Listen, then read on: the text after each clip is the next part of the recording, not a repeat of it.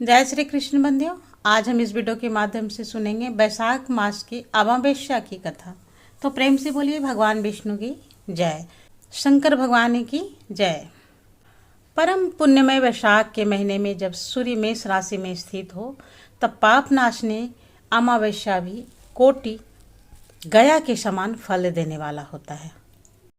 एक समय जब पृथ्वी पर राज ऋषि सावर्णी का शासन था, उस समय 30वें कलयुग के अंत में सभी धर्म का लोप हो चुका था।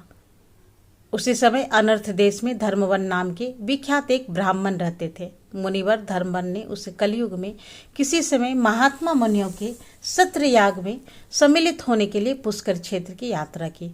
वहां पर उन्होंने कुछ व्रतधारी महर्षियों को कलयुग की प्रशंसा करते हुए और इस प्रकार कहते हुए सुना कि सतयुग में भगवान विष्णु को संतुष्ट करने वाला जो पुण्य एक वर्ष में साध्य है, वही त्रेता में 1 महीने में और द्वापर युग में 15 दिनों में साध्य होता है। पर कलयुग में भगवान विष्णु का स्मरण कर लेने से ही उसका 10 गुना पुण्य प्राप्त होता है। कलयुग में बहुत थोड़ा पुण्य भी कोटि गुना होता है। और एक बार भी भगवान का नाम लेकर दया दान करता है और दुर्भिक्ष में अन्न दान करता है, वो निश्चय ही भगवान के परम धाम को जाता है। यह सुनकर देवऋषि नारद जी हंसते हुए उन्मत्त के समान नृत्य करने लगे। तभी सभी सभासदों में पूछा, नारद जी यह क्या बात है? तब बुद्धिमान नारद जी हंसते हुए सबको उत्तर दिया, आप लोगों ने अभी अभी जो कहा वह बिल्कुल सत्य है। इसमें जरा भी संदेह नहीं कि कलयुग में कर्म से ही महान पुण्य का साधन किया जा सकता है। कलेशों का नाश करने वाले भगवान केशव स्मरण मात्र से प्रसन्न हो जाते हैं।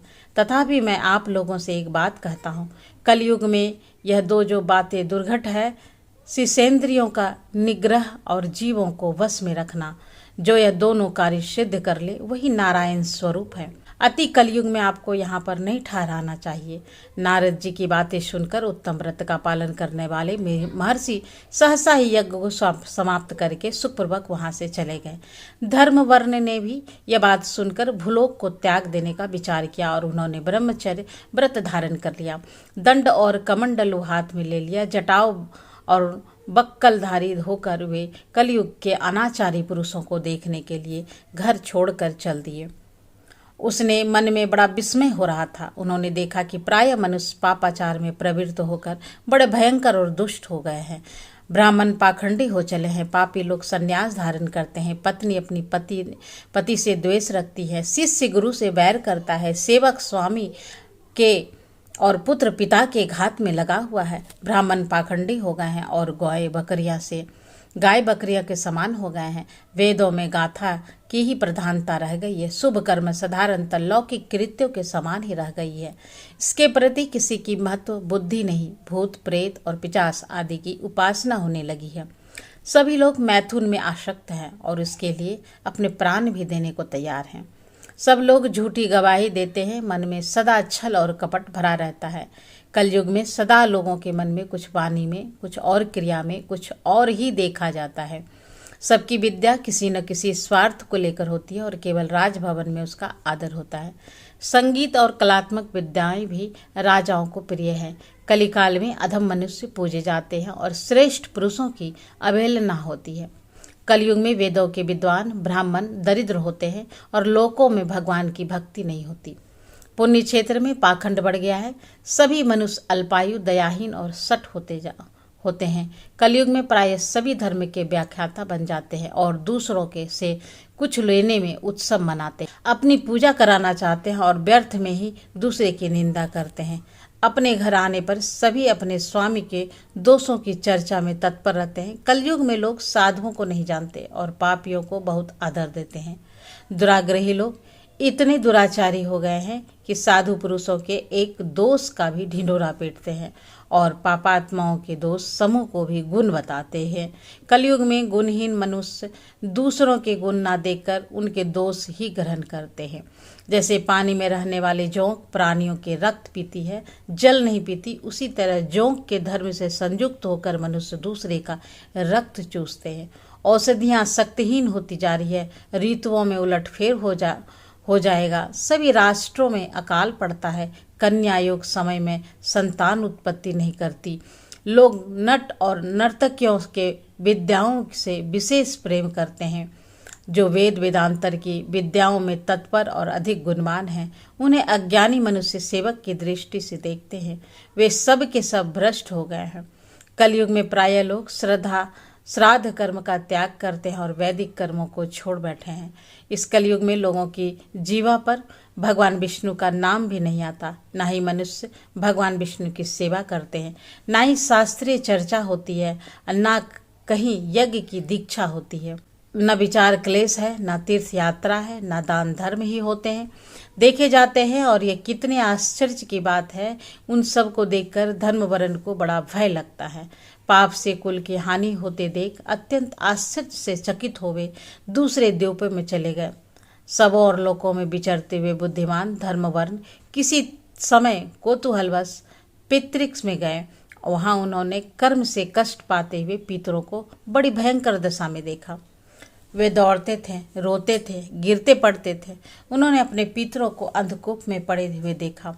उन्हें देखकर आश्चर्यचकित हो दयालु धर्मवांश ने पूछा कि आप लोग कौन हैं और किस कर्म के प्रभाव से इस अंधकूप में पड़े हैं। तब पितरों ने कहा कि हम श्री वत्स गोत्र वाले हैं। पृथ्वी पर हमारी कोई संतान नहीं रह गई। हम श्राद्ध और पिंड से वंचित हैं, इसलिए हमें यहाँ नरक का कष्ट भोगना पड़ा। संतानहीन दुरात्माओं का अंधकूप में पतन होता है। हमारे वंश में एक ही महायशस्वी पुरुष है जो धर्म वर्ण के नाम से विख्यात है, किंतु वह भी विरक्त होकर अकेला घूमता फिरता है। उसके गृहस्थ धर्म को स्वीकार नहीं किया। वह एक ही तंतु हमारे कुल में अविष्ट है और हमारे उसकी भी आयु क्षीण हो जाने पर हम लोग घोर अंधकूप में गिर जाएंगे, जहाँ से फिर निकलना कठिन होगा। इसलिए हमारी बात मानकर तुम पृथ्वी पर जाओ और धर्म वर्ण को समझाओ। हम लोग दया के पात्र हैं। हमारे वचनों से उसे बताओ कि हमारी वंश रूपी दुर्वा को काल रूपी चूहा प्रतिदिन खा रहा है। कर्म से सारे वंश का नाश हो गया है, एक तुम ही बचे हो।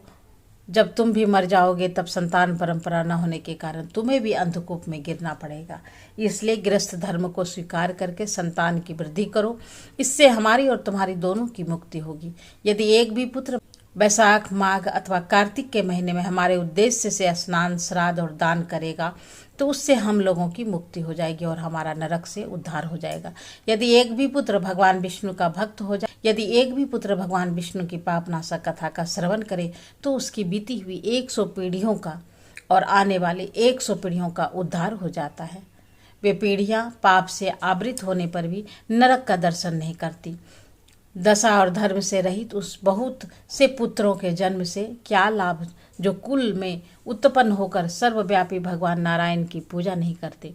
इस प्रकार प्रिय वचनों के द्वारा धर्म वर्ण को समझाकर तुम उसे विरक्तिपूर्ण ब्रह्मचर्य आश्रय से ग्रस्त आश्रम में प्रवेश करने की सलाह दो।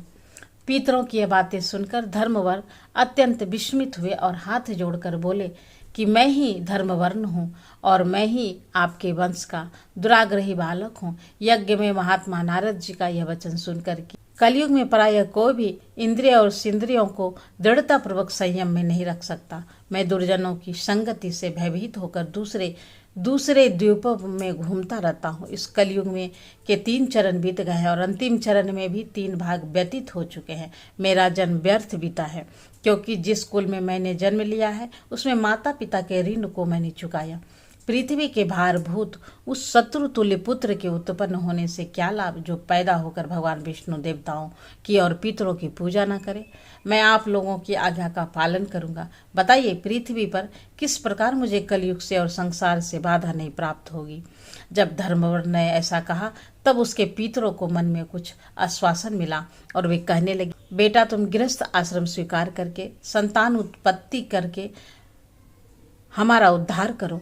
जो भगवान विष्णु की कथा में अनुरक्त होकर हैं, निरंतर श्री हरि का स्मरण करते हैं और सदाचार के पालन में तत्पर रहते हैं, उन्हें कलयुग बाधा नहीं पहुंचाता। हे मानव, जिसके घर में शालिग्राम शिला हो अथवा महाभारत की पुस्तक हो उसे भी कलयुग बाधा नहीं दे सकता। जो वैशाख, माघ और कार्तिक के धर्मों का पालन करता हो, माघ स्नान में तत्पर रहता हो, कार्तिक में दीपदान करता हो, उसे कलयुग की बाधा प्राप्त नहीं होती। जो महात्मा मनुष्य प्रतिदिन भगवान विष्णु की पाप नाशक कथा को सुनता है, जिसके घर में शुभ कारिणी तुलसी स्थित हो, जिसके आंगन में उत्तम गौ रहती हो, उसे भी कलयुग बाधा नहीं देता। अतः इस पाप नाशक युग में तुम्हें कोई भय नहीं। हे बेटा, अब तुम शीघ्र ही पृथ्वी पर जाओ। इस समय वैशाख का महीना चल रहा है। यह सबका उपकार करने वाला महीना है। सूर्य के मेष राशि में स्थित होने पर 30 तिथियां पुण्यदायी मानी गई हैं। एक एक तिथि में क्या हुआ पुण्य कोटि कोटि गुना अधिक होता है। उसमें भी अमावस्या की तिथि होती है। वह मनुष्य को मोक्ष देने वाला है। देवताओं और पितरों को अमावस्या तिथि बहुत प्रिय है। वह शीघ्र ही मोक्ष की प्राप्ति कराती है। जो उस दिन पितरों के उद्देश्य से श्राद्ध करते हैं, जल से भरा हुआ घड़ा और पिंड देते हैं, उन्हें अक्षय फल की प्राप्ति होती है। अतः अब तुम शीघ्र जाओ और जब अमावस्या तिथि हो तब कुंभ सहित श्राद्ध और पिंडदान करना। सबका उपकार करने के लिए गृहस्थ धर्म का आश्रय लो। अधर्म, अर्थ और काम से संतुष्ट होकर और उत्तम संतान पाकर फिर मनुवृत्ति में रहते हुए सुखपूर्वक दीपांतरों से विचरण करो। और पितरों के इस प्रकार आदेश देने पर धर्मवर्ण शीघ्रता से भूलोक गए। वहां पर मेष राशि में सूर्य में स्थित रहते हुए वैशाख के महीने में उन्होंने प्रातः काल स्नान करके देवताओं, ऋषियों और पितरों का तर्पण किया। फिर कुंभ सहित पाप विनाशक श्राद्ध करके उसके द्वारा पितरों को पूर्णावृत्ति रहित मुक्ति प्रदान की। उसके बाद उन्होंने विवाह करके उत्तम संतान को प्राप्त किया और लोक में पाप नाशनी अमावस्या तिथि को प्रसिद्ध किया। उसके बाद वे भक्तिपूर्वक भगवान की आराधना करने के लिए हर्ष के साथ गंधमादन पर्वत पर चले गए। इसलिए वैशाख महीने की अमावस्या तिथि परम पवित्र मानी गई है। तो प्रेम से बोलिए आवामस माता की जय, विष्णु भगवान की जय।